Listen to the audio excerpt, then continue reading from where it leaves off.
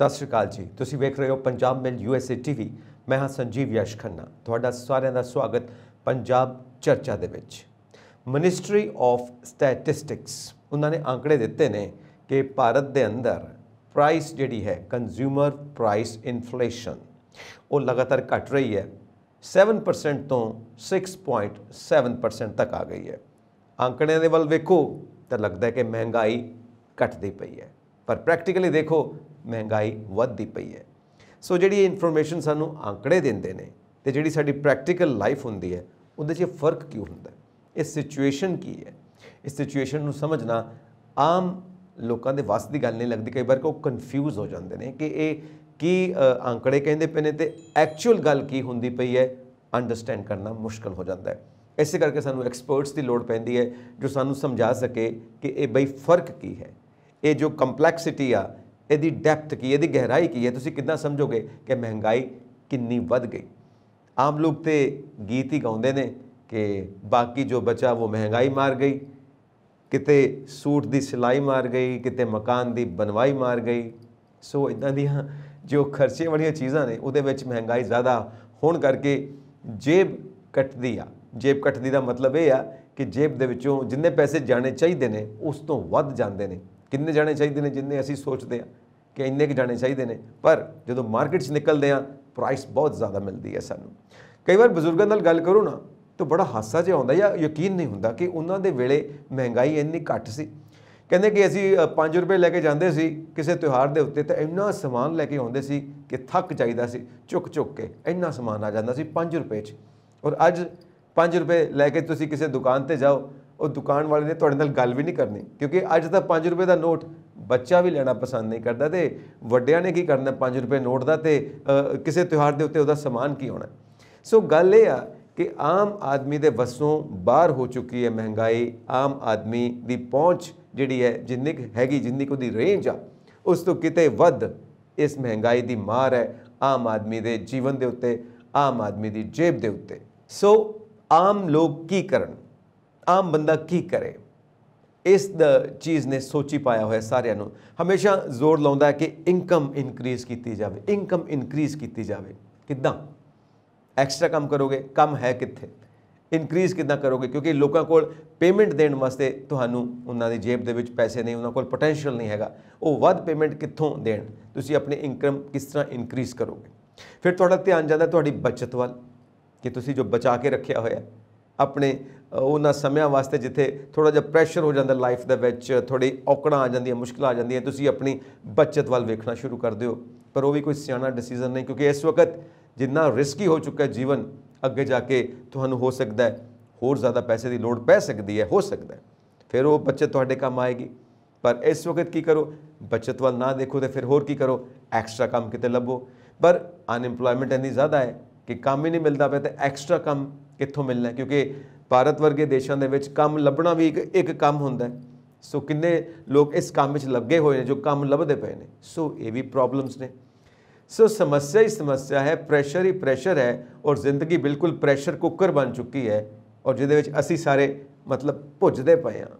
सो इहदे विचों निकलण दा रस्ता की है, कि साढ़े वास्ते वो वे आउट हो सकता है कि जो असी महंगाई तो बच सकते हैं, तो अपना प्रॉपर बजट मेनटेन कर सकते हैं। क्योंकि सारे बजट हिले पे ने, असी सोचते हैं इन्ना खर्चा होगा, इत्थे इन्ना खर्चा होगा, पर उस तो किते ज़्यादा खर्चा हो जाता, बजट पूरे हिले जाते हैं।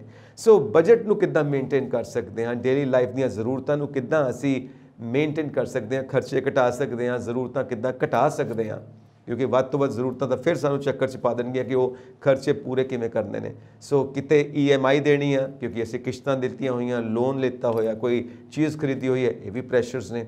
फिर कई ज़रूरी खर्चे ने, वो भी महंगे हो गए, बच्चों की पढ़ाई लिखाई महंगी हो गई है, वो भी चीज़ देखनी है। खुदा ना खास्ता रब ना करे किसी नूं कोई बीमार हो गया तो उसकी दवाई वो भी महंगियां, हर थां ते GST 5% इनक्रीज़ हो चुका। सो ये सारिया चीज़ों नूं देखते हुए सिचुएशन ये बनी पई है कि बंदा सोचता है मैं करा तो की करा, कोई रब होवे जो बौड़े और मैनू इन्हां मुश्किलों तो बचावे। सो असी अपने इस प्लेटफॉर्म तो जो तुहाडी मदद कर सकते हैं वो ये कर सकते हैं कि किसी एक्सपर्ट नाल तुहाडी गलबात करवा सकते हैं, जो सानू राय दे सकते हैं कि यह समा किद्दां दा ਆਉਣ ਵਾਲਾ ਸਮਾਂ ਕਿੱਦਾਂ ਦਾ ਹੋ ਸਕਦਾ ਹੈ, ਕੁਝ ਇੱਕ ਉਹ ਫਿਊਚਰ ਬਾਰੇ ਕੁਝ ਇੱਕ ਚੀਜ਼ਾਂ ਦੱਸ ਸਕਦੇ ਨੇ, ਕੁਝ ਚਾਨਣਾ ਪਾ ਸਕਦੇ ਨੇ। ਤੇ ਅਸੀਂ ਸਭ ਚੀਜ਼ ਨੂੰ ਦੇਖਦੇ ਹੋਏ ਸਾਡਾ ਪਾਸਟ ਕੀ ਰਿਹਾ, ਅਸੀਂ ਕਿੱਦਾਂ ਬੱਚਤ ਕੀਤੀ ਹੈ, ਕਿੱਦਾਂ ਇਨਕਮ ਵਧਾਈ ਹੈ, ਜਾਂ ਜੋ ਇਨਕਮ ਸਾਡੀ ਘਟੀ ਹੈ ਕਰੋਨਾ 19 ਕਰਕੇ, ਕਰੋਨਾ ਵਾਇਰਸ 19 ਕਰਕੇ, ਉਹ ਵੀ ਇੱਕ ਸਮੱਸਿਆ ਹੈ। ਸੋ ਇਹ ਸਾਰੀਆਂ ਸਮੱਸਿਆਵਾਂ ਨੂੰ ਕੁੱਲ ਮਿਲਾ ਕੇ ਨਜਿੱਠਣ ਦੇ ਲਈ ਇੱਕ ਵੇ ਆਊਟ ਚਾਹੀਦਾ, ਉਹਦੇ ਵਾਸਤੇ ਇੱਕ ਐਕਸਪਰਟ ਸਾਨੂੰ ਚਾਹੀਦਾ।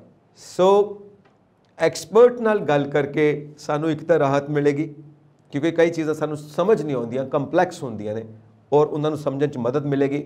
ਤਾਂ ਹੋ ਸਕਦਾ ਹੈ ਕਿ ਅਸੀਂ ਕੋਈ ਰਸਤਾ ਕੱਢ ਸਕੀਏ ਆਪਣੇ ਜੀਵਨ ਨੂੰ ਸੌਖਾ ਬਣਾਉਣ ਦਾ, ਕਿਉਂਕਿ ਲਾਈਫ ਤਾਂ ਇਦਾਂ ਦੀ ਹੁੰਦੀ ਹੈ, ਹਰ ਪਾਸਿਓਂ ਪ੍ਰੈਸ਼ਰ ਹੁੰਦਾ, ਉਹਦੇ ਵਿੱਚੋਂ ਇੱਕ ਰਸਤਾ ਕੱਢਣਾ ਹੁੰਦਾ ਹੈ ਆਪਣੀ ਲਾਈਫ ਨੂੰ ਸੌਖਿਆਂ ਕਰਨ ਦਾ, ਆਪਣੀ ਲਾਈਫ ਨੂੰ ਮੀਨਿੰਗਫੁਲ ਬਣਾਉਣ ਦਾ, ਆਪਣੀ ਲਾਈਫ ਨੂੰ ਕੁਆਲਿਟੀ ਦੇਣ ਦਾ, ਆਪਣੀ ਲਾਈਫ ਨੂੰ ਸਟੈਂਡਰਡ ਦੇਣ ਦਾ, ਇੱਕ ਸਟੈਂਡਰਡ ਆਫ ਲਿਵਿੰਗ, ਇੱਕ ਕੁਆਲਿਟੀ ਆਫ ਲਾਈਫ ਮੇਨਟੇਨ ਕਰਨ ਦਾ। ਸੋ ਇਸ ਦੇ ਲਈ ਗੱਲਬਾਤ ਕਰਨ ਵਾਸਤੇ ਸਾਡੇ ਸਟੂਡੀਓਜ਼ ਦੇ ਵਿੱਚ ਮੌਜੂਦ ਨੇ ਜਾਣੇ ਮਾਣੇ ਇਕੋਨੋਮਿਸਟ ਡਾਕਟਰ ਰਾਜੀਵ ਖੋਸਲਾ ਜੀ।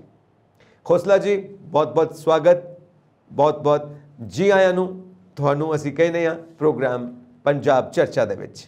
ਮਿਹਰਬਾਨੀ ਜੀ, ਤੁਹਾਡਾ ਵੀ ਬਹੁਤ ਬਹੁਤ ਸਵਾਗਤ, ਨਾਲ ਸਾਰੇ ਦਰਸ਼ਕਾਂ ਦਾ ਵੀ ਬਹੁਤ ਬਹੁਤ ਸਵਾਗਤ। ਰਾਜੀਵ ਜੀ, ਮਹਿੰਗਾਈ ਬਹੁਤ ਜ਼ਿਆਦਾ ਵੱਧ ਗਈ ਹੈ। ਤੁਸੀਂ ਤਾਂ ਬਹੁਤ ਅਮੀਰ ਆਦਮੀ, ਬਹੁਤ ਪੈਸੇ ਵਾਲੇ ਆਦਮੀ, ਤੁਹਾਨੂੰ ਤਾਂ ਫਰਕ ਨਹੀਂ ਪੈਂਦਾ, ਲੇਕਿਨ ਸਾਡੇ ਵਰਗੇ ਮਿਡਲ ਕਲਾਸ ਨੂੰ ਬਹੁਤ ਫਰਕ ਪੈਂਦਾ ਹੈ। ਮਜ਼ਾਕ ਆ ਥੋੜ੍ਹਾ, ਇਸ ਕਰਕੇ ਬੁਰਾ ਨਹੀਂ ਮੰਨਣਾ। ਸੋ ਗੱਲ ਇਹ ਹੈ ਕਿ ਆਮ ਲੋਕਾਂ ਦਾ ਜੋ ਜੀਵਨ ਹੈ ਉਹਦੇ ਵਿੱਚ ਜੋ ਆਮ ਜ਼ਿੰਦਗੀ ਦੀਆਂ ਜ਼ਰੂਰਤਾਂ ਦੀਆਂ ਚੀਜ਼ਾਂ ਨੇ ਉਹ ਸਾਰੀਆਂ ਮਹਿੰਗੀਆਂ ਹੁੰਦੀਆਂ ਜਾ ਰਹੀਆਂ ਨੇ, ਔਰ ਆਮ ਲੋਕ ਬਹੁਤ ਜ਼ਿਆਦਾ ਪਰੇਸ਼ਾਨ ਨੇ। ਬਣੇਗਾ ਕੀ? ਸੋ ਇਹ ਜਿਹੜਾ ਸੀਨ ਬਣਿਆ ਹੋਇਆ, ਔਰ ਪਿਛਲੇ ਦਿਨਾਂ ਦੇ ਵਿੱਚ ਤਾਂ ਜ਼ਿਆਦਾ ਹੀ ਕੁਝ ਹੋ ਗਈ ਮਹਿੰਗਾਈ, ਇਸ ਨੂੰ ਆਪਾਂ ਕਿਸ ਤਰ੍ਹਾਂ ਜੱਜ ਕਰ ਸਕਦੇ ਹਾਂ? ਇਹ ਸਹੀ ਚੀਜ਼ ਆ, ਗੌਰਮੈਂਟ ਇਸ ਤੋਂ ਜਾਣੂ ਹੈ, ਜਾਂ ਗੌਰਮੈਂਟ ਕੁਝ ਹੋਰ ਤਰ੍ਹਾਂ ਦੇ ਸਟੈਟਿਸਟਿਕਸ ਦੇ ਦਿੰਦੀ ਹੈ, ਕੁਝ ਹੋਰ ਅੰਕੜੇ ਦੇ ਦਿੰਦੀ ਆ, ਔਰ ਅੰਕੜਿਆਂ 'ਤੇ ਹੀ ਖੇਡਦੀ ਪਈ ਹੈ? ਉਹਨੂੰ ਪੁੱਛੋ ਨਾ ਜਿਹਨੇ ਰੋਟੀ ਨਹੀਂ ਖਾਧੀ, ਉਹਨੂੰ ਅੰਕੜੇ ਜੇ ਤੁਸੀਂ ਸਮਝਾਉਣ ਬੈਠੋਗੇ ਉਹਨੂੰ ਸਮਝ ਨਹੀਂ ਆਉਣਗੇ, ਕਿਉਂਕਿ ਉਹਨੂੰ ਰੋਟੀ ਦਾ ਪਤਾ 2 ਤੇ 2 4 ਕਿੰਨੇ ਹੁੰਦੇ ਨੇ। ਉਹ ਕਹੇਗਾ ਨਹੀਂ 2 ਤੇ 2 4 ਨਹੀਂ ਹੁੰਦੇ, 2 ਤੇ 2 4 ਰੋਟੀਆਂ ਹੁੰਦੀਆਂ ਨੇ, ਕਿਉਂਕਿ ਭੁੱਖ ਲੱਗੀ ਹੋਈ ਹੈ। ਸੋ ਗੌਰਮੈਂਟ ਕਨਫਿਊਜ਼ ਕਰਦੀ ਪਈ ਹੈ ਅੰਕੜਿਆਂ ਦੇ ਨਾਲ, ਜਾਂ ਬਿਲਕੁਲ ਸਹੀ ਸਿਚੁਏਸ਼ਨ ਹੈ? ਤੇ ਆਮ ਲੋਕ ਕਿੱਥੇ ਖੜੇ ਨੇ ਇਹਨਾਂ ਅੰਕੜਿਆਂ ਦੇ ਵਿੱਚ? ਜੇ ਅਸੀਂ ਦੇਖੀਏ ਤੇ ਇੱਧਰੋਂ ਮਹਿੰਗਾਈ ਦੀ ਮਾਰ ਚੱਲਦੇ ਪਏ ਨੇ। ਦੇਖੋ ਜੀ, ਬਿਲਕੁਲ ਤੁਹਾਡੀ ਗੱਲ ਠੀਕ ਹੈ ਵੀ ਜਿਸ ਤਰੀਕੇ ਦੀ ਮਹਿੰਗਾਈ ਸਾਡੇ ਕੋਲ ਹੈ ਇਸ ਵੇਲੇ, ਇਹਦੇ 'ਚ ਕੋਈ ਦੋ ਰਾਏ ਨਹੀਂ ਵੀ ਆਮ ਆਦਮੀ ਉਸ ਮਹਿੰਗਾਈ ਦੇ ਨਾਲ ਪਿਸ ਰਿਹਾ ਹੈ ਜੀ। ਔਰ ਜਿਹੜੇ ਸਰਕਾਰ ਦੇ ਅੰਕੜੇ ਨੇ, ਇਹ ਨਹੀਂ ਅਸੀਂ ਕਹਿ ਸਕਦੇ ਵੀ ਅੰਕੜੇ ਖਰਾਬ ਹੈ। ਦੇਖੋ, ਜਿਹੜੀ ਮੈਥੋਡੋਲੋਜੀ ਆ ਅੰਕੜਿਆਂ ਦੇ ਵਿੱਚ, ਇਹ ਵੀ ਨਹੀਂ ਹੈ ਕਿ ਸਰਕਾਰ ਨੂੰ ਨਹੀਂ ਪਤਾ ਹੈਗਾ, ਸਰਕਾਰ ਨੂੰ ਸਾਰੀ ਚੀਜ਼ ਦਾ ਪਤਾ ਹੈ। ਸਰਕਾਰ ਚੰਗੇ ਤਰੀਕੇ ਦੇ ਨਾਲ ਲੋਕਾਂ ਦੀਆਂ ਸਮੱਸਿਆਵਾਂ ਤੋਂ ਜਾਣੂ ਹੈ।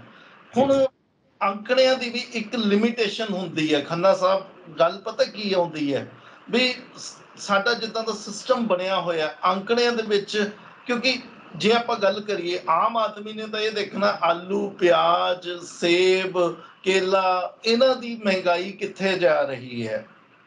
ਠੀਕ ਹੈ, ਬਿਜਲੀ ਦੇ ਬਿੱਲ, ਪੈਟਰੋਲ, ਜਿਹੜੀ ਅਸੀਂ ਕੋਈ ਬੱਚਿਆਂ ਦੀ ਫੀਸ ਦੇਣੀ, ਡਾਕਟਰ ਦੇ ਜਿਹੜੀ ਡਾਕਟਰੀ ਫੀਸ ਦੇਣੀ ਹੈ, ਜਾਂ ਕੋਈ ਦਵਾਈਆਂ ਖਰੀਦਣੀਆਂ, ਸਾਡੇ ਲਈ ਉਹ ਜਿਹੜੀਆਂ ਚੀਜ਼ਾਂ ਨੇ, ਜਿਹੜੀਆਂ ਵਸਤਾਂ ਨੇ, ਸਾਡੇ ਸਾਹਮਣੇ ਮੁੱਖ ਤੌਰ ਤੇ ਉਹਨਾਂ ਦੀ ਮਹਿੰਗਾਈ ਆਉਂਦੀ ਹੈ।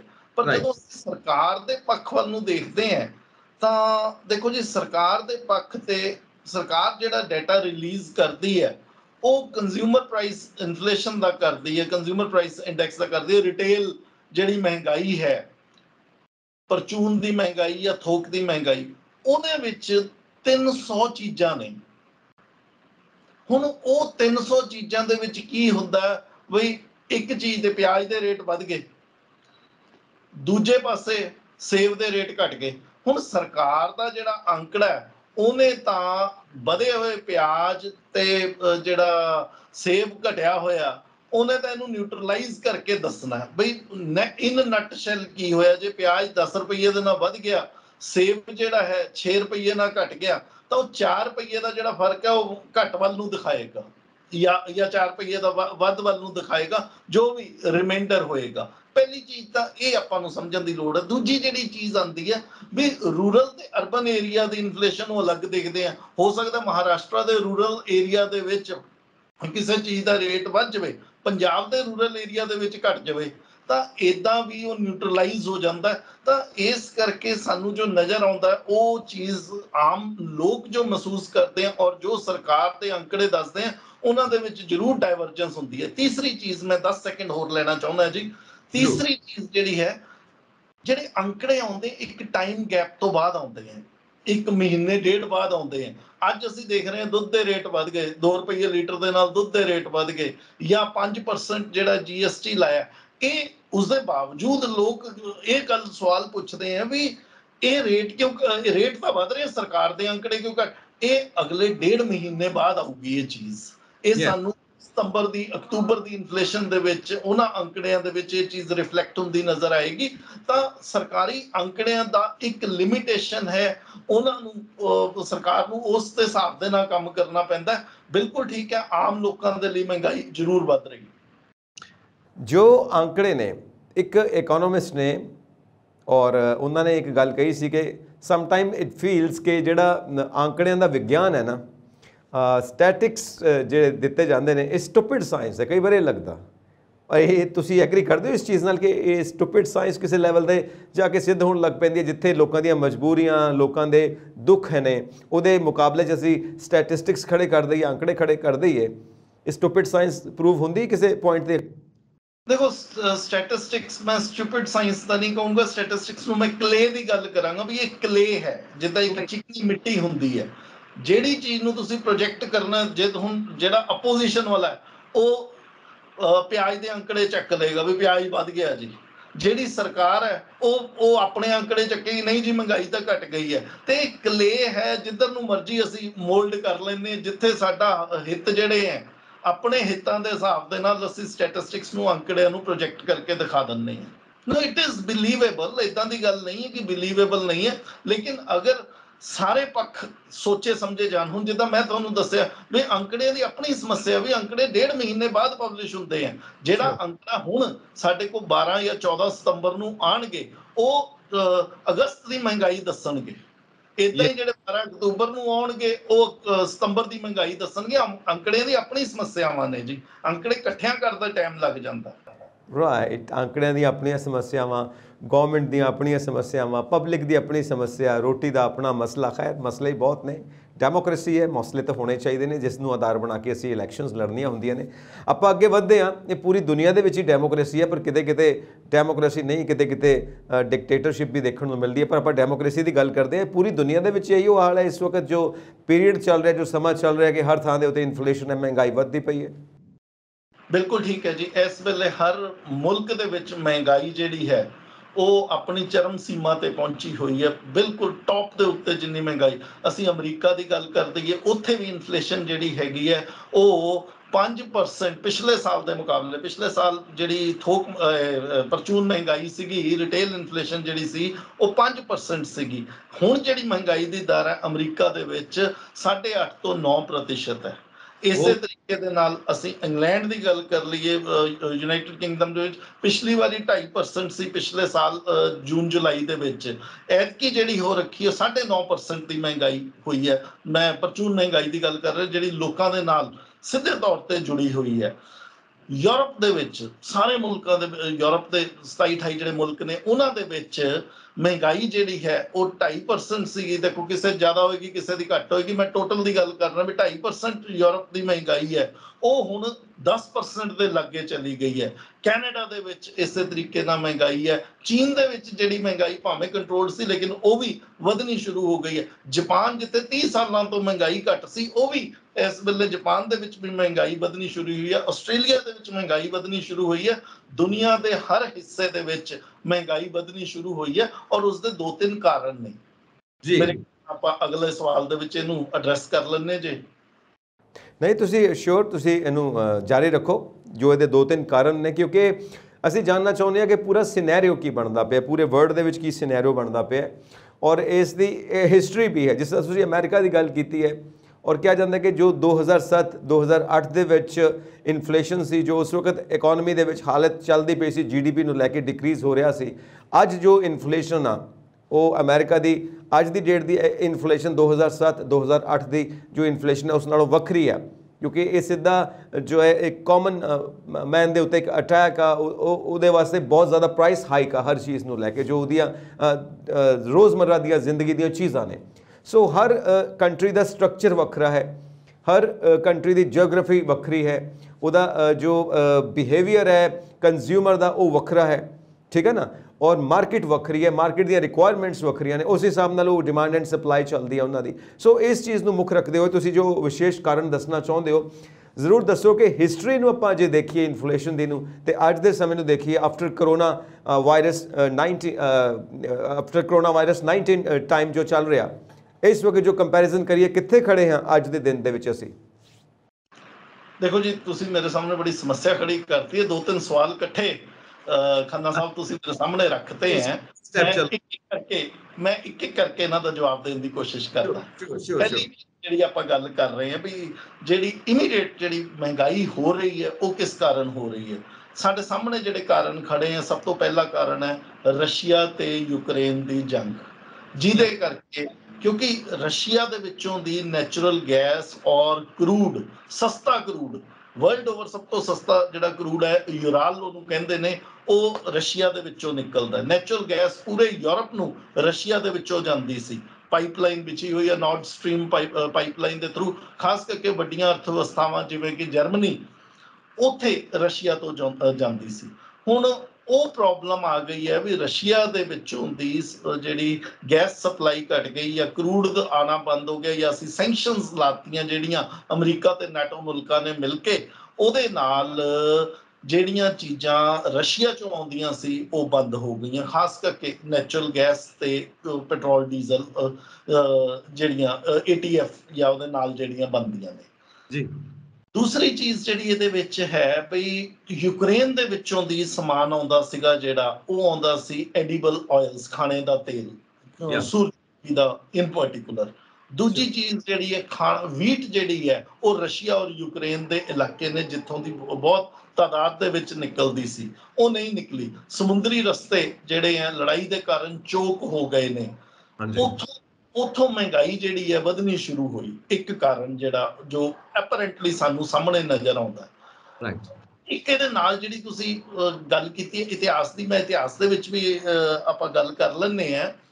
ਪਰ ਹੋਇਆ ਕੀ ਹੈ 2020 ਤੋਂ ਬਾਅਦ ਜਦੋਂ ਜਿਹੜਾ ਕਰੋਨਾ ਵਾਇਰਸ ਆ ਗਿਆ, ਅਮਰੀਕਾ ਨੇ ਜਾਂ ਇੰਗਲੈਂਡ ਨੇ ਜਾਂ ਜਿਹੜੀਆਂ ਯੂਰਪ ਨੇ, ਜਿਹੜੇ ਡਿਵੈਲਪਡ ਵਿਕਸਿਤ ਮੁਲਕ ਨੇ, ਕੈਨੇਡਾ ਹੈ, ਇਹਨਾਂ ਸਾਰੇ ਮੁਲਕਾਂ ਨੇ ਆਪਣੇ ਲੋਕਾਂ ਨੂੰ ਪੈਸਾ ਦੇ ਦਿੱਤਾ ਜੀ, ਲੋਕਾਂ ਦੀਆਂ ਜੇਬਾਂ ਦੇ ਵਿੱਚ। ਕਿਉਂਕਿ ਇਹਨਾਂ ਨੇ ਜਿਹੜਾ 1929 ਦੀ ਜਿਹੜਾ ਦੇਖੀ ਸੀ ਵੀ ਪ੍ਰੋਬਲਮ, ਰਿਸੈਸ਼ਨ ਆ ਜਾਂਦਾ ਹੈ, 1929 ਦਾ ਜਿਹੜਾ ਮੰਦਵਾੜਾ ਸੀਗਾ, ਉੱਥੋਂ ਦੀ ਕੇਨਸ ਤੋਂ ਇਹ ਸਬਕ ਲੈ ਕੇ ਇਹਨਾਂ ਮੁਲਕਾਂ ਨੇ ਲੋਕਾਂ ਦੀਆਂ ਜੇਬਾਂ ਦੇ ਵਿੱਚ ਪੈਸਾ ਪਾਤਾ ਵੀ ਲੋਕ ਪੈਸਾ ਖਰਚਦੇ ਰਹਿਣ। ਜੇ ਲੋਕ ਪੈਸਾ ਖਰਚਣਗੇ ਪਿੱਛੇ ਪੈਦਾਵਾਰ ਹੋਏਗੀ, ਜੇ ਲੋਕ ਪੈਸਾ ਨਹੀਂ ਖਰਚਣਗੇ ਪੈਦਾਵਾਰ ਨਹੀਂ ਹੋਏਗੀ, ਕੰਪਨੀਆਂ ਬੰਦ ਹੋਣਗੀਆਂ, ਵੱਡੀ ਤਾਦਾਦ ਦੇ ਵਿੱਚ ਲੋਕ ਜਿਹੜੇ ਨੇ ਅਨਇੰਪਲੋਇਡ ਹੋ ਜਾਣਗੇ। ਤਾਂ ਇਹਨਾਂ ਸਰਕਾਰਾਂ ਨੇ ਲੋਕਾਂ ਦੇ ਹੱਥਾਂ ਦੇ ਵਿੱਚ ਪੈਸਾ ਦਿੱਤਾ।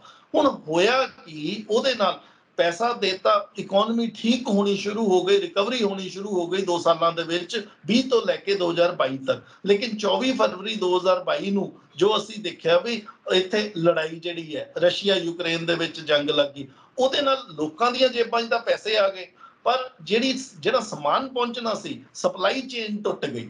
ਉਹਦੇ ਕਰਕੇ ਸਾਰੀ ਮਹਿੰਗਾਈ ਵਧਣੀ ਸ਼ੁਰੂ ਹੋ ਗਈ। ਹੁਣ ਜਦੋਂ ਪੈਟਰੋਲ ਡੀਜ਼ਲ ਦੀ ਮਹਿੰਗਾਈ ਵਧੀ, ਉਹਦੇ ਨਾਲ ਕੀ ਹੋਇਆ, ਜਾਂ ਗੈਸ ਦੀ ਮਹਿੰਗਾਈ ਵਧੀ, ਫਰਟੀਲਾਈਜ਼ਰ, ਸਟੀਲ, ਜਿਹੜੇ ਪਲਾਂਟ ਇਹਨਾਂ ਗੈਸ ਪੈਟਰੋਲ ਡੀਜ਼ਲ ਦੇ ਨਾਲ ਚੱਲਦੇ ਸਨ, ਜਿਹੜੀ ਟਰਾਂਸਪੋਰਟੇਸ਼ਨ ਚੱਲਦੀ ਸੀ, ਉਹਦਾ ਜਿਹੜਾ ਇਫੈਕਟ ਆਉਣਾ ਸ਼ੁਰੂ ਹੋ ਗਿਆ। ਇੱਕ ਸਪਾਇਰਲਿੰਗ ਇਨਫਲੇਸ਼ਨ ਬਣ ਗਈ, ਹਰ ਖੇਤਰ ਦੇ ਵਿੱਚ, ਹਰ ਸੈਕਟਰ ਦੇ ਵਿੱਚ ਇਨਫਲੇਸ਼ਨ ਦਾ ਕਬਜ਼ਾ ਹੋ ਗਿਆ। ਫਰਟੀਲਾਈਜ਼ਰ ਜਿਹੜਾ ਆਉਂਦਾ ਸੀ ਉਹ ਨਹੀਂ ਆਇਆ, ਜਿਹੜਾ ਸਟੀਲ ਸਸਤਾ ਬਣਦਾ ਸੀ ਉਹ ਘਟ ਗਿਆ, ਜਿਹੜਾ ਐਲੂਮੀਨੀਅਮ, ਜਿਹੜਾ ਸਰੀਆ ਜਿਹੜਾ ਬਣਦਾ ਸੀ, ਆਇਰਨ ਬਣਦਾ ਸੀ, ਇਹ ਸਾਰੀਆਂ ਚੀਜ਼ਾਂ ਦੇ ਰੇਟ, ਫੂਡ ਸਟਫ ਦਾ ਰੇਟ, ਹਰ ਚੀਜ਼ ਜਿਹੜੀ ਹੈ ਮਹਿੰਗੀ ਹੋਣੀ ਸ਼ੁਰੂ ਹੋ ਗਈ। ਤਾਂ ਇਸ ਕਰਕੇ ਜਿਹੜੀ ਹਰ ਪਾਸੇ ਮਹਿੰਗਾਈ ਸਾਨੂੰ ਚੌਤਰਫਾ ਨਜ਼ਰ ਆ ਰਹੀ ਹੈ ਪੂਰੇ ਮੁਲਕਾਂ ਦੇ ਵਿੱਚ, ਉਹ ਇਸੇ ਕਾਰਨ ਆ ਰਹੀ ਹੈ। ਹੁਣ ਜੇ ਆਪਾਂ ਇਤਿਹਾਸ ਦੇ ਵਿੱਚ ਚੱਲਦੇ ਹਾਂ, ਤੁਸੀਂ 2007-08 ਦਾ ਜ਼ਿਕਰ ਕੀਤਾ ਹੈ ਖੰਨਾ ਜੀ, 2007-08 ਦੇ ਵਿੱਚ ਇਹੀ ਹੋਇਆ ਸੀ ਵੀ ਵਿਆਜ ਘਟਾਤੇ ਸੀਗੇ, ਉੱਥੇ ਜਿਹੜੀ ਲੇਮਨ ਕ੍ਰਾਈਸਿਸ ਆਇਆ ਉਹ ਜੁੜਦਾ ਹੈਗਾ 2000 ਸਾਲ ਦੇ ਵਿੱਚ, ਜਿਹੜਾ .com ਬਬਲ ਆਇਆ। ਲੋਕਾਂ ਦੇ ਕੋਲ, ਲੋਕਾਂ ਨੇ ਕੁਝ ਕੰਪਨੀਆਂ ਦੇ ਵਿੱਚ ਪੈਸਾ ਲਾਤਾ, ਉਹਨਾਂ ਦਾ ਪੈਸਾ ਬਹੁਤ ਜ਼ਿਆਦਾ ਵੱਧ ਗਿਆ। ਜਦੋਂ ਲੋਕਾਂ ਦਾ ਪੈਸਾ ਬਹੁਤ ਜ਼ਿਆਦਾ ਵੱਧ ਗਿਆ, ਉਹਨਾਂ ਨੇ ਚੱਕ ਕੇ ਰੀਅਲ ਏਸਟੇਟ ਦੇ ਵਿੱਚ ਪੈਸਾ ਲਾਤਾ। ਜਿਹੜਾ ਰੀਅਲ ਏਸਟੇਟ ਦੇ ਵਿੱਚ ਜਦੋਂ ਪੈਸਾ ਲੱਗਾ, ਉਹ ਗਲਤ ਤਰੀਕੇ ਦੇ ਨਾਲ ਉੱਥੇ ਦੇ ਬੈਂਕਾਂ ਨੇ ਲੋਕਾਂ ਨੂੰ ਮਕਾਨ ਦੇਣੇ ਸ਼ੁਰੂ ਕਰਤੇ, ਜਿਹਦੇ ਕਾਰਨ ਇੱਕ ਭੁਕਾਨਾ ਬਣ ਗਿਆ, ਬਬਲ ਜਿਹੜਾ ਸੀ ਬਣ ਗਿਆ, ਜੋ ਲੇਮਨ ਬ੍ਰਦਰਸ ਦਾ ਜਿਹੜਾ ਫੇਲ ਹੋਇਆ ਭੁਕਾਨਾ, ਉੱਥੇ ਦੇ ਬੈਂਕ ਜਿਹੜੇ ਨੇ ਫੇਲ ਹੋ ਗਏ, ਤੇ ਉਹ 2007-8 ਦੇ ਵਿੱਚ ਇਹ ਪ੍ਰੋਬਲਮ ਆਈ।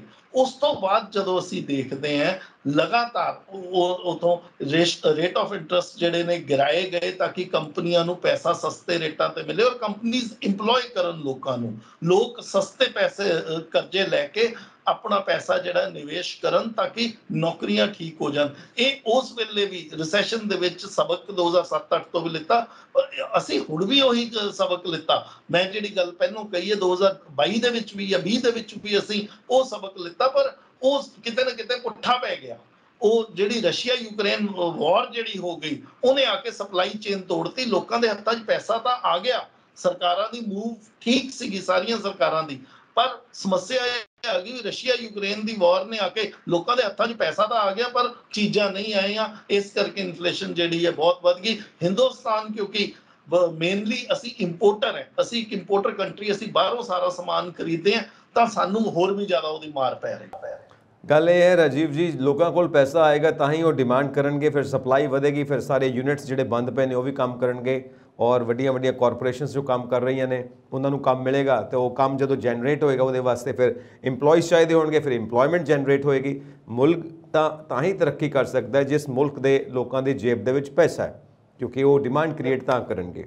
ਸੋ डिमांड क्रिएट हो गई, पैसा जेब 'ਚ पर सप्लाई चेन टुट गई, जिस तरह तुसीं किहा अगेन वो एक सिचुएशन पैदा होंदी है। कई बार मैं सोचदा ये फाइनैंशियल सिस्टम ਨੂੰ ਇੰਨਾ ਕੰਪਲੈਕਸ ਕਿਉਂ ਬਣਾਇਆ ਹੋਇਆ ਕਿ ਜਿਹੜਾ ਆਮ ਲੋਕਾਂ ਨੂੰ ਸਮਝ ਨਾ ਆਵੇ, ਕੁਝ ਐਕਸਪਰਟਸ ਨੂੰ ਸਮਝ ਆਵੇ, ਔਰ ਐਕਸਪਰਟਸ ਵੀ ਇੱਕ ਥਾਂ ਦੇ ਉੱਤੇ ਜਾ ਕੇ ਹੱਥ ਖੜੇ ਕਰ ਦਿੰਦੇ ਨੇ ਕਿ ਇਸ ਤੋਂ ਸਿੰਪਲ ਅਸੀਂ ਕਰ ਨਹੀਂ ਸਕਦੇ, ਇਸ ਤੋਂ ਸਿੰਪਲ ਭਾਸ਼ਾ 'ਚ ਅਸੀਂ ਸਮਝਾ ਨਹੀਂ ਸਕਦੇ, ਕਿਉਂਕਿ ਇਹ ਸਿਸਟਮ ਹੀ ਇੰਨਾ ਕੰਪਲੈਕਸ ਹੈ। ਵਾਈ ਸੋ ਕੰਪਲੈਕਸ? ਸਿਸਟਮ ਕੰਪਲੈਕਸ ਨਹੀਂ ਹੈ ਜੀ, ਸਿਸਟਮ ਨੂੰ ਕੰਪਲੈਕਸ ਬਣਾਇਆ ਜਾਂਦਾ ਹੈ। ਇਦਾਂ ਦੀ ਟਰਮੀਨੋਲੋਜੀ ਲਿਆ ਕੇ, ਇਦਾਂ ਦੇ ਅਕਸ਼ਰ ਯੂਜ਼ ਹੁੰਦੇ ਨੇ, ਇਦਾਂ ਫੈਬਰੀਕੇਟ ਕੀਤਾ ਜਾਂਦਾ ਫੈਕਟਸ ਨੂੰ ਵੀ ਆਮ ਜਨਤਾ ਦੇ ਉਹ ਨਜ਼ਰ ਦੇ ਵਿੱਚ ਆ ਨਾ ਜਾਣ। ਗੁੰਮਰਾਹ ਕੁਨ ਜਿਹੜਾ ਰਵੱਈਆ ਹੈਗਾ ਸਾਡਾ, ਉਹਦੇ ਕਾਰਨ ਲੋਕਾਂ ਨੂੰ ਸਮੱਸਿਆ ਆਉਂਦੀ ਹੈ, ਉਹਦੇ ਕਰਕੇ ਪ੍ਰੋਬਲਮ ਆਉਂਦੀ ਹੈ ਅੰਡਰਸਟੈਂਡਿੰਗ ਦੀ। ਕੁਝ ਲੋਕ ਜਿਹੜੇ ਨੇ ਉਹਨੂੰ ਸੋਚਣਾ ਪੜ੍ਹਨਾ ਵੀ ਘੱਟ ਚਾਹੁੰਦੇ ਨੇ। ਛੇਤੀ ਜਿਹੜਾ ਜਲਦੀ ਵਾਲਾ ਸਮਾਨ ਹੈ ਵੀ 1-1.5 ਮਿੰਟ ਦੇ ਵਿੱਚ ਗੱਲ ਸਮਝ ਆ ਜਾਵੇ, ਅਸੀਂ ਉਹਨਾਂ ਚੀਜ਼ਾਂ ਵੱਲ ਜਾਂਦੇ ਹਾਂ, facts the in depth study ਨਹੀਂ ਕਰਦੇ। ਰਾਜੀਵ ਜੀ, ਆਪਾਂ ਇੱਕ ਟੌਪਿਕ ਤੇ ਆਉਂਦੇ ਹਾਂ ਦੁਬਾਰਾ। ਇੱਕ ਪੁਆਇੰਟ ਮੈਨੂੰ ਕਲੀਅਰ ਕਰੋ, ਫਿਰ ਆਪਾਂ ਅੱਗੇ ਵਧਦੇ ਹਾਂ। ਤੁਸੀਂ ਕਿਹਾ ਕਿ ਇਹ ਗੁੰਮਰਾਹ ਕੁਨ ਤਿਆਰੀ ਇਹ ਸੋਚੀ ਸਮਝੀ ਹੁੰਦੀ ਹੈ, ਇਹ ਕਿਉਂ ਕੀਤੀ ਜਾਂਦੀ ਹੈ? ਇਹ ਗੁੰਮਰਾਹ ਕਰਨ ਦੀ ਲੋੜ ਕਿਉਂ ਪੈਂਦੀ ਹੈ ਪਬਲਿਕ ਨੂੰ? ਜੇ ਪਬਲਿਕ ਨੂੰ ਸਾਰੀ ਗੱਲ ਸਮਝ ਆ ਗਈ ਤਾਂ ਫਿਰ ਹੋ ਸਕਦਾ ਕਿਸੇ ਵੀ ਪਾਰਟੀ ਦੀਆਂ ਵੋਟਾਂ ਘਟ ਜਾਣ। ਬੜੀ ਸਿੱਧੀ ਪੋਲਿਟਿਕਸ ਹੈ ਇਹਦੇ ਪਿੱਛੇ ਵੀ। ਇਸ ਕਰਕੇ ਅਸੀਂ ਟਰਾਈ ਕਰਦੇ ਹਾਂ ਵੀ ਕੋਈ ਨਾ ਕੋਈ ਇਦਾਂ ਦੀਆਂ ਚੀਜ਼ਾਂ ਜਿਹੜੀਆਂ ਨੇ ਸਰਕਾਰਾਂ ਵੱਲੋਂ, ਕੋਈ ਇੱਕ ਸਰਕਾਰ ਨਹੀਂ, ਸਾਰੀਆਂ ਸਰਕਾਰਾਂ, ਪਿਛਲੀਆਂ ਸਰਕਾਰਾਂ ਵੀ, ਮੌਜੂਦਾ ਸਰਕਾਰ ਵੀ, ਸੂਬਾ ਦੀ ਸਰਕਾਰ ਵੀ, ਕੇਂਦਰ ਦੀ ਸਰਕਾਰ ਵੀ, ਸਾਰੀਆਂ ਸਰਕਾਰਾਂ ਇਸ ਚੀਜ਼ ਦੇ ਵਿੱਚ ਲੱਗੀਆਂ ਰਹਿੰਦੀਆਂ ਵੀ ਕਿਸੇ ਨਾ ਕਿਸੇ ਤਰੀਕੇ ਨਾਲ ਅੰਕੜਿਆਂ ਦੇ ਖੇਲ ਦੇ ਵਿੱਚ ਲੋਕਾਂ ਨੂੰ ਉਲਝਾਇਆ ਜਾਵੇ। ਜਿੱਦਾਂ ਆਪਾਂ ਗੱਲ ਕੀਤੀ ਹੈ ਵੀ ਇਨਫਲੇਸ਼ਨ ਲੋਕਾਂ ਨੂੰ ਨਹੀਂ ਨਜ਼ਰ ਆ ਰਹੀ, ਪਰ ਲੋਕਾਂ ਨੂੰ ਨਜ਼ਰ ਆ ਰਹੀ ਹੈ, ਪਰ ਅੰਕੜਿਆਂ ਦੇ ਵਿੱਚ ਦਰਜ ਨਹੀਂ ਹੋ ਰਹੀ। ਅੰਕੜੇ ਤਾਂ ਇਹ ਦੱਸਦੇ ਆ ਵੀ ਜੂਨ ਦੇ ਮਹੀਨੇ ਦੇ ਮੁਕਾਬਲੇ ਜੁਲਾਈ ਦੇ ਵਿੱਚ ਘੱਟ ਹੋ ਗਈ ਹੈ ਇਨਫਲੇਸ਼ਨ। ਤਾਂ ਇਹ ਸਮੱਸਿਆਵਾਂ ਨੇ ਜਿੱਥੇ ਹੋਰ ਕਲੈਰਿਟੀ ਦੀ ਵੀ ਲੋੜ ਹੈ, ਔਰ ਦੂਸਰੀ ਚੀਜ਼ ਹੈ ਵੀ ਸਰਕਾਰਾਂ ਵੀ ਉੱਥੇ ਟਰਾਂਸਪੇਰੈਂਸੀ ਜਿਹੜੀ ਹੈ ਉਹ ਵਰਤਣ। ਟਰਾਂਸਪੇਰੈਂਸੀ ਵਰਤਣ, ਇਹ ਬਹੁਤ ਇੰਪੋਰਟੈਂਟ ਤੁਸੀਂ ਅੰਡਰਲਾਈਨ ਕੀਤੀ ਹੈ ਗੱਲ। ਸੋ ਮੀਨ ਟੂ ਸੇ ਆਪਾਂ ਇਕੋਨੋਮੀ ਡਿਸਕਸ ਨਹੀਂ ਕਰ ਰਹੇ, ਆਪਾਂ ਪੋਲੀਟੀਕਲ ਇਕੋਨੋਮੀ ਡਿਸਕਸ ਕਰ ਰਹੇ ਹਾਂ। It is always a political economy. Politics ਨੂੰ ਸਾਹਮਣੇ ਰੱਖ ਕੇ ਇਕੋਨੋਮੀ ਨੂੰ ਡਿਜ਼ਾਈਨ ਕੀਤਾ ਜਾਂਦਾ ਹੈ। ਸੋ ਇਸ ਸਿਨੈਰੀਓ ਦੇ ਵਿੱਚ ਜਦੋਂ ਆਪਾਂ ਪੋਲੀਟੀਕਲ ਇਕੋਨੋਮੀ ਦੀ ਗੱਲ ਕਰਦੇ ਹਾਂ, ਪੋਲੀਟਿਕਸ ਨੂੰ ਸਾਹਮਣੇ ਰੱਖ ਕੇ ਇਕੋਨੋਮੀ ਨੂੰ ਡਿਜ਼ਾਈਨ ਕਰਨ ਦੀ ਗੱਲ ਕਰਦੇ ਹਾਂ, ਤਾਂ ਆਉਣ ਵਾਲੇ 6 ਮਹੀਨਿਆਂ ਦੇ ਵਿੱਚ ਤੁਸੀਂ ਕੀ ਐਕਸਪੈਕਟ ਕਰਦੇ ਹੋ? ਇਨਫਲੇਸ਼ਨ ਦਾ ਕੀ ਬਣੇਗਾ, ਐਜ਼ ਵੈਲ ਐਜ਼ ਇੰਡੀਆ ਦੇ ਵਿੱਚ ਐਂਡ ਬਾਹਰਲੇ ਮੁਲਕਾਂ ਦੇ ਵਿੱਚ ਵੀ, ਪੂਰੀ ਦੁਨੀਆ ਦਾ ਸਿਨੈਰੀਓ? ਦੁਨੀਆ ਦੇ ਵਿੱਚ ਦੋ ਅਲੱਗ-ਅਲੱਗ ਤਰੀਕੇ ਦੀਆਂ ਰਿਪੋਰਟਸ ਆ ਰਹੀਆਂ। ਜੀ ਇਹ ਜ਼ਰੂਰ ਹੈ ਵੀ ਵਿਆਜ ਵਧਣ ਦੇ ਨਾਲ, ਕਿਉਂਕਿ ਬੜਾ ਅਜ਼ਮਾਇਆ ਹੋਇਆ ਤਰੀਕਾ ਹੈ, ਇਕਨੋਮਿਕਸ ਦੇ ਬੜੇ ਟੂਲਸ ਜਿਹੜੇ ਨੇ ਅਜ਼ਮਾਏ ਹੋਏ ਨੇ। ਵਿਆਜ ਜਦੋਂ ਵੱਧਦਾ ਹੈ, ਉਹਨੂੰ ਉਸ ਟਾਈਮ ਵਧਾਇਆ ਜਾਂਦਾ ਹੈ ਜਦੋਂ ਅਸੀਂ ਇਨਫਲੇਸ਼ਨ ਨੂੰ, ਮਹਿੰਗਾਈ ਨੂੰ ਕਾਬੂ ਕਰਨਾ ਹੋਵੇ। ਉਹਦੇ ਨਾਲ ਕੀ ਹੁੰਦਾ, ਅਸੀਂ ਸਪੀਡ ਜਿਹੜੀ ਹੈ, ਜਿੱਦਾਂ ਬ੍ਰੇਕ ਦਬਾ ਦਿੰਦੇ ਹਾਂ ਅਸੀਂ, ਉਸ ਤਰੀਕੇ ਨਾਲ ਜਦੋਂ ਵੀ ਵਿਆਜ ਵੱਧਦਾ ਹੈ, ਅਸੀਂ ਇਕਨੋਮੀ ਦੀ ਸਪੀਡ ਦੇ ਉੱਤੇ ਬ੍ਰੇਕ ਲਾਉਣ ਦੀ ਕੋਸ਼ਿਸ਼ ਕਰਦੇ ਹਾਂ। ਹੁਣ ਵਰਲਡ ਓਵਰ ਇਹ ਚੀਜ਼ ਹੋਣੀ ਹੈ, ਹੁਣ ਉੱਥੇ ਬ੍ਰੇਕ ਲੱਗਣੀ ਹੈ। ਹੁਣ ਇੱਥੇ ਦੋ ਸਕੂਲਸ ਆਫ ਥਾਟ ਹੈ। ਇੱਕ ਕਹਿੰਦਾ ਕਿ ਅਸੀਂ ਰਿਸੈਸ਼ਨ ਦੇ ਵਿੱਚੋਂ ਬ੍ਰੇਕ ਬਹੁਤ ਜ਼ਬਰਦਸਤ ਲੱਗੇਗੀ, ਅਸੀਂ ਰਿਸੈਸ਼ਨ ਚਲ ਜਾਾਂਗੇ ਥੋੜੇ ਟਾਈਮ ਦੇ ਲਈ, ਸਾਰੀਆਂ ਗਤੀਵਿਧੀਆਂ ਜਿਹੜੀਆਂ ਨੇ ਉਹ ਠੱਪ ਹੋ ਜਾਣਗੀਆਂ। ਇੱਕ ਕਹਿੰਦਾ ਜੀ ਸਕੂਲ ਆਫ ਥਾਟ ਵੀ ਨਹੀਂ, ਇੰਨੀ ਜ਼ਿਆਦਾ ਰਿਸੈਸ਼ਨ ਦੇ ਵਿੱਚ ਨਹੀਂ ਜਾਵਾਂਗੇ, ਥੋੜਾ ਬਹੁਤਾ ਬ੍ਰੇਕ ਲੱਗੇਗੀ ਪਰ ਅਸੀਂ ਠੀਕ ਸਪੀਡ ਤੇ ਆ ਜਾਵਾਂਗੇ। ਜਦੋਂ ਤੱਕ ਹੁਣ ਹਿੰਦੁਸਤਾਨ ਦੀ ਜਿੱਥੇ ਤੱਕ ਗੱਲ ਆਉਂਦੀ ਹੈ, ਹਿੰਦੁਸਤਾਨ ਦੇ ਵਿੱਚ ਦੇਖੋ ਦੋ ਤਿੰਨ ਚੀਜ਼ਾਂ ਜਿਹੜੀਆਂ ਸਾਨੂੰ ਸਮਝਣ ਦੀ ਲੋੜ ਹੈ, ਜਿਹੜੀ ਐਪਰੈਂਟਲੀ ਲੱਗਦਾ, ਜਿਨ੍ਹਾਂ ਨੂੰ ਦੇਖ ਕੇ ਵੀ ਘੱਟੋ ਘੱਟ ਜਿਹੜੇ 6 ਮਹੀਨੇ ਤੋਂ ਅਗਲਾ 1 ਸਾਲ ਇਨਫਲੇਸ਼ਨ ਜਿਹੜੀ ਹੈ ਲੋਕਾਂ ਨੂੰ ਤੰਗ ਕਰਦੀ ਰਹੇਗੀ। ਪਹਿਲੀ ਚੀਜ਼ ਹੈ, ਸਾਡੇ ਕੋਲ ਬੜੀਆਂ ਸਿੰਪਲ ਜਿਹੀਆਂ ਚੀਜ਼ਾਂ ਨੇ ਸਰ। ਜਿਹੜੀ ਚੀਜ਼ ਵੀਟ ਦੀ, ਕਣਕ ਜਿਹੜੀ ਹੈ, ਕਣਕ ਜਿਹੜੀ ਹੈ ਸਾਡੇ ਕੋਲ ਘਟ ਗਈ ਹੈ। ਕਣਕ ਸਰਕਾਰ ਦੀ ਜਿਹੜੀ ਖਰੀਦ ਹੈ ਐਤਕੀ, ਮੈਂ ਦੇਖ ਰਿਹਾ ਸੀਗਾ, ਉਹ 57% ਅੱਗੇ ਨਾਲੋਂ ਘਟੀ ਹੈ ਜੀ ਪਿਛਲੇ ਸਾਲ ਦੇ ਮੁਕਾਬਲੇ। ਜਿਹੜੀ ਫੂਡ ਕਾਰਪੋਰੇਸ਼ਨ ਆਫ ਇੰਡੀਆ, ਜਿੱਥੋਂ ਦੀ ਕਣਕ ਜਿਹੜੀ ਹੈਗੀ ਹੈ ਡਿਸਟ੍ਰੀਬਿਊਟ ਕੀਤੀ ਜਾਂਦੀ ਹੈ, ਉੱਥੇ 14 ਸਾਲ ਦੇ ਸਭ ਤੋਂ ਘੱਟ ਸਟਾਕ ਜਿਹੜੇ ਨੇ ਉੱਥੇ ਪਏ ਆ। 2009 ਤੋਂ ਬਾਅਦ ਦਾ ਸਭ ਤੋਂ ਘੱਟ ਸਟਾਕ ਜਿਹੜਾ ਹੈ ਫੂਡ ਕਾਰਪੋਰੇਸ਼ਨ ਆਫ ਇੰਡੀਆ ਦੇ ਵਿੱਚ ਹੈ। ਤਾਂ ਜੀ ਇਹਦੇ ਮੱਦੇ ਨਜ਼ਰ ਸਾਨੂੰ ਇਹ ਨਜ਼ਰ ਆਉਂਦਾ ਵੀ ਕਣਕ ਦੇ ਨਾਲ ਜਾਂ ਆਟੇ ਦੀ ਮਹਿੰਗਾਈ ਜਿਹੜੀ ਹੈ ਉਹ ਹਜੇ ਹੋਰ ਵੱਧਦੀ ਰਹੇਗੀ, ਕਿਉਂਕਿ ਕਣਕ ਤਾਂ ਹੁਣ ਅਗਲੇ ਸਾਲ ਹੀ ਪੈਦਾ ਹੋਏਗੀ। ਹੁਣ ਇਨ ਬਿਟਵੀਨ ਤਾਂ ਕਣਕ ਆਉਣੀ ਨਹੀਂ। ਜੇ ਅਸੀਂ ਇੰਪੋਰਟ ਕਰਨ ਦੀ ਵੀ ਕੋਸ਼ਿਸ਼ ਕਰਦੇ ਹਾਂ ਤਾਂ ਉਹ ਇੰਪੋਰਟਡ ਸਾਡੇ ਕੋਲ ਤਾਂ 24,000 ਰੁਪਏ ਟਨ ਦੇ ਹਿਸਾਬ ਦੇ ਨਾਲ ਆਉਂਦੀ ਹੈ, ਤੇ ਜੇ ਅਸੀਂ ਬਾਹਰੋਂ ਦੀ ਲੈ ਕੇ ਆਉਂਦੇ ਤਾਂ 30,000 ਰੁਪਇਆ ਪ੍ਰਤੀ ਟਨ ਕਣਕ ਦੀ ਜਿਹੜੀ ਇੰਪੋਰਟ ਹੁੰਦੀ ਹੈ। ਤਾਂ ਇਸ ਕਰਕੇ ਕਣਕ ਦੀ ਮਹਿੰਗਾਈ ਜਿਹੜੀ ਹੈ ਉਹ ਸਾਨੂੰ ਮਾਰਦੀ ਰਹੇਗੀ। ਦੂਜਾ ਜਿਹੜਾ ਐਤਕੀ ਸਾਡੀ ਬਦਕਿਸਮਤੀ ਰਹੀ ਹੈ ਬਈ, ਦੋ ਪ੍ਰੋਡਕਟਸ ਜਿਹੜੀਆਂ ਨੇ, ਇੱਕ ਜਿਹੜਾ ਚੌਲ ਹੈ, ਚੌਲਾਂ ਦਾ ਰਕਬਾ ਘਟ ਗਿਆ। ਜਿਹੜੀਆਂ ਮੋਟੀਆਂ ਸਟੇਟਸ, ਜਿਹੜੀਆਂ ਵੱਡੀਆਂ ਸਟੇਟਸ ਨੇ ਜਿੱਥੋਂ ਚੌਲ ਦੀ ਪੈਦਾਵਾਰ ਹੁੰਦੀ ਹੈ, ਝਾਰਖੰਡ ਦੇ ਵਿੱਚ ਜਾਂ ਬੰਗਾਲ ਦੇ ਵਿੱਚ, ਮੱਧ ਪ੍ਰਦੇਸ਼ ਦੇ ਵਿੱਚ, ਉੜੀਸਾ ਦੇ ਵਿੱਚ, ਛੱਤੀਸਗੜ੍ਹ ਦੇ ਵਿੱਚ, ਤੇਲੰਗਾਨਾ ਦੇ ਵਿੱਚ, ਉੱਥੇ ਜਿਹੜਾ ਇਹਦਾ ਰਕਬਾ ਹੈ ਉਹ ਘਟ ਗਿਆ। ਜਿੰਨੀ ਇਹਦੇ 'ਚ ਸੋਇੰਗ ਹੋਣੀ ਚਾਹੀਦੀ ਸੀ ਉਨੀ ਸੋਇੰਗ ਨਹੀਂ ਹੋਈ ਹੈ। ਤੇ ਜੋ ਮੇਰੇ ਕੋਲ ਅੰਕੜੇ ਮੌਜੂਦ ਨੇ ਉਹ ਦੱਸਦੇ ਨੇ ਵੀ ਲਾਸਟ ਈਅਰਸ ਦੇ ਵਿੱਚ ਜਦੋਂ ਅਸੀਂ ਦੇਖਦੇ ਹਾਂ 353 ਲੱਖ ਹੈਕਟੇਅਰ ਦੀ ਜਗ੍ਹਾ ਤੇ ਜਿਹੜਾ ਝੋਨਾ ਸੀ ਇਹ ਲਾਇਆ ਗਿਆ ਸੀ, ਬੀਜਿਆ ਗਿਆ ਸੀ। ਐਤਕੀ ਜਿਹੜਾ 309 ਲੱਖ ਹੈਕਟੇਅਰ ਤੇ ਹੈ। ਇਹਦਾ ਮਤਲਬ ਹੈ ਦੇਖੋ, ਦੋ ਚੀਜ਼ਾਂ, ਦੋ ਫਸਲਾਂ ਜਿਹੜੀਆਂ ਨੇ, ਇੱਕ ਕਣਕ ਤੇ ਇੱਕ ਝੋਨਾ। ਸਰਕਾਰ ਜਿਹੜੀ ਹੈ 80 ਕਰੋੜ ਲੋਕਾਂ ਨੂੰ ਕਣਕ ਤੇ ਝੋਨਾ ਦੇ ਰਹੀ ਸੀ। ਜਦੋਂ ਕਣਕ ਦੀ ਸਾਨੂੰ ਸਾਹਮਣੇ ਸਮੱਸਿਆ ਨਜ਼ਰ ਆ ਰਹੀ ਸੀ ਵੀ ਸਰਕਾਰ ਹੁਣ ਕਣਕ ਜਿਹੜੀ ਹੈ ਨਹੀਂ ਦੇ ਸਕਦੀ, ਤਾਂ ਸਰਕਾਰ ਨੇ ਇਹ ਸੋਚ ਲਿਆ ਸੀ ਵੀ ਅਸੀਂ ਜੇ ਕਣਕ ਘਟਾਉਂਦੇ ਆ ਤਾਂ ਅਸੀਂ ਝੋਨਾ ਉਹਨੂੰ ਰਿਪਲੇਸ ਕਰ ਦੇਗਾ। ਝੋਨਾ ਉਹਦੇ ਚ ਬਾਸਕਟ ਦੇ ਵਿੱਚ ਜਿਹੜੀ ਲੋਕਾਂ ਨੂੰ ਜਾਏਗੀ, ਉਹਦੇ ਵਿੱਚ 5-5 ਕਿਲੋ, ਜੇ 5 ਕਿਲੋ ਜਾਣੀ ਹੈ ਤਾਂ ਉਹਦੇ ਵਿੱਚ ਝੋਨਾ ਜ਼ਿਆਦਾ ਹੋ ਜਾਏਗਾ, ਮਾਤਰਾ ਝੋਨੇ ਦੀ। ਪਰ ਹੁਣ ਸਮੱਸਿਆ ਇਹ ਆ ਗਈ ਵੀ ਝੋਨਾ ਵੀ ਸਾਡੇ ਕੋਲ ਨਹੀਂ ਆ ਰਿਹਾ। ਤਾਂ ਇੱਥੇ ਸਾਨੂੰ ਅਲੋਂਗ ਵਿਦ ਵੀਟ ਸਾਨੂੰ ਪੈਡੀ ਦੀ ਇਨਫਲੇਸ਼ਨ ਜਾਂ ਰਾਈਸ ਦੀ ਇਨਫਲੇਸ਼ਨ ਵੀ ਸਾਹਮਣੇ ਨਜ਼ਰ ਆ ਰਹੀ ਹੈ। ਤੀਸਰੀ ਚੀਜ਼ ਜਿਹੜੀ ਹੈ ਪਲਸਸ ਨੂੰ ਲੈ ਕੇ ਹੈ, ਦਾਲਾਂ ਨੂੰ ਲੈ ਕੇ ਹੈ। ਦਾਲਾਂ ਦੇ ਵਿੱਚ ਵੀ ਤੂਰ, ਅਰਹਰ ਜਾਂ ਜਿਹੜੀ ਉੜਦ ਦੀ ਦਾਲ ਹੈ, ਤੂਰ, ਅਰਹਰ ਜਾਂ ਉੜਦ ਦੀ ਦਾਲ ਦੇ ਵਿੱਚ ਰਕਬਾ ਇੱਥੇ ਵੀ ਘਟਿਆ, ਕਿਉਂਕਿ ਜਿਹੜੇ ਏਰੀਆ ਦੇ ਵਿੱਚ ਗੁਜਰਾਤ ਜਾਂ ਰਾਜਸਥਾਨ ਜਿੱਥੋਂ ਦਾਲਾਂ ਦੀ ਪੈਦਾਵਾਰ ਹੁੰਦੀ ਹੈ ਉੱਥੇ ਹੜ੍ਹ ਆ ਗਏ ਨੇ, ਉੱਥੇ ਵੀ ਰਕਬਾ ਜਿਹੜਾ ਹੈ ਘਟਿਆ। ਇੱਕ ਪਾਸੇ ਬਾਰਿਸ਼ ਨਹੀਂ ਹੋਈ ਤਾਂ ਰਕਬਾ ਘਟ ਗਿਆ ਮੱਧ ਪ੍ਰਦੇਸ਼ ਵਾਲੇ ਏਰੀਆ ਦੇ ਵਿੱਚ ਜਾਂ ਬੰਗਾਲ ਦੇ ਵਿੱਚ ਜਾਂ ਝਾਰਖੰਡ ਦੇ ਵਿੱਚ। ਇੱਥੇ ਵਾਧੂ ਬਾਰਿਸ਼ ਦੇ ਕਾਰਨ ਵੀ ਪਲਸਸ ਜਿਹੜੀਆਂ ਨੇ, ਦਾਲਾਂ ਜਿਹੜੀਆਂ, ਇਹਨਾਂ ਦੀ ਸਮੱਸਿਆ। ਫਿਰ ਲੰਪੀ ਸਕਿਨ ਜਿਹੜੀ ਡਿਜ਼ੀਜ਼ ਆ ਗਈ ਹੈ ਯੈਸ ਐਨੀਮਲ ਦੇ ਵਿੱਚ, ਉਹਦੇ ਨਾਲ ਕੀ ਹੋ ਰਿਹਾ, ਇਹਦਾ ਜਿਹੜਾ ਦੁੱਧ ਦਾ ਰੇਟ ਹੈ, ਦੁੱਧ ਦੇ ਨਾਲ ਬਾਕੀ ਸਾਰੀਆਂ ਚੀਜ਼ਾਂ ਦੇ ਰੇਟ ਵੀ ਵਧਣਗੇ। ਪਨੀਰ, ਖੋਇਆ, ਜਿਹੜਾ ਘਿਓ ਹੈ, ਇਹ ਸਾਰੀਆਂ ਚੀਜ਼ਾਂ ਦੇ ਰੇਟ ਜਿਹੜੇ ਆ ਉਹ ਵਧਣਗੇ। ਹਜੇ ਕੋਈ ਉਮੀਦ ਨਹੀਂ ਹੈ ਕਿ ਇੰਟਰਨੈਸ਼ਨਲ ਮਾਰਕੀਟ ਦੇ ਵਿੱਚ ਕਰੂਡ ਆਇਲ ਦੇ ਪ੍ਰਾਈਸਿਸ ਘੱਟ ਆ ਜਾਣ। ਜੇ ਕਰੂਡ ਆ ਜਾਂਦਾ ਫਿਰ ਤਾਂ ਭਾਵੇਂ ਮਹਿੰਗਾਈ ਤੇ ਕੋਈ ਠੱਲ ਪੈ ਜਾਏਗੀ, ਜੇ ਨਹੀਂ ਹੁੰਦਾ ਤਾਂ ਫਿਰ ਇੱਕ ਹੋਰ ਦੌਰ ਨਵਾਂ ਸ਼ੁਰੂ ਹੋਏਗਾ ਮਹਿੰਗਾਈ ਦਾ। ਔਰ ਲਾਸਟ ਜਿਹੜੀ ਹੈਗੀ ਹੈ ਮਹਿੰਗਾਈ ਜੋ ਵਧਾ ਰਿਹਾ ਫੈਕਟਰ ਉਹ ਹੈ ਜਿਹੜਾ 5% GST ਜਿਹੜਾ ਲੱਗ ਗਿਆ ਚੀਜ਼ਾਂ ਦੇ ਉੱਤੇ, ਓਪਨ ਚੀਜ਼ਾਂ ਦੇ ਉੱਤੇ 25 ਕਿਲੋ ਤੱਕ ਦੇ ਕੱਟੇ ਦੇ ਜਿਹੜੀਆਂ ਘੱਟ ਨੇ ਚੀਜ਼ਾਂ ਉਹਨਾਂ ਤੇ ਲੇਬਲ ਪ੍ਰੀ ਪੈਕੇਜ ਗੁੱਡਸ ਦੇ ਉੱਤੇ, ਉਹਦੇ ਨਾਲ ਵੀ ਮਹਿੰਗਾਈ ਜਿਹੜੀ ਹੈ ਹਜੇ ਵੱਧਦੀ ਹੀ ਨਜ਼ਰ ਆ ਰਹੀ ਹੈ। या एक विशियस सर्कल है और इस विशियस सर्कल ने कदों वर्चुअस सर्कल बनना है कुछ नहीं कह सकते। एक को शेयर है कि कोशिश इंसान जहाँ नाकाम है उसके आगे बस रब का नाम है। सो रब रब ही करना पैना हुण ते ਉਹ ਜੋ ਸਾਡੇ ਸੈਂਟਰ ਗਵਰਨਮੈਂਟ ਵੱਲੋਂ ਅਨਾਉਂਸਮੈਂਟਸ ਹੋਈਆਂ ਸੀ ਥੋੜੀ ਦੇਰ ਪਹਿਲਾਂ, $5 ਟ੍ਰਿਲੀਅਨ ਦੀ ਅਸੀਂ ਬਣਾਉਣੀ ਹੈ ਆਪਣੀ ਇਕਨੋਮੀ। ਰਾਜੀਵ ਜੀ ਉਹਦਾ ਕੀ ਬਣਨਾ ਹੈ? ਦੇਖੋ ਜੀ ਮੌਜੂਦਾ ਹਾਲਾਤ ਦੇ ਵਿੱਚ 5 ਟ੍ਰਿਲੀਅਨ ਦੀ ਇਕਨੋਮੀ ਬਣਨਾ ਮੁਸ਼ਕਿਲ ਹੈ। 2022 ਤਾਂ ਨਹੀਂ 2030 ਚ ਅਸੀਂ ਜ਼ਰੂਰ ਸੋਚ ਸਕਦੇ ਹਾਂ।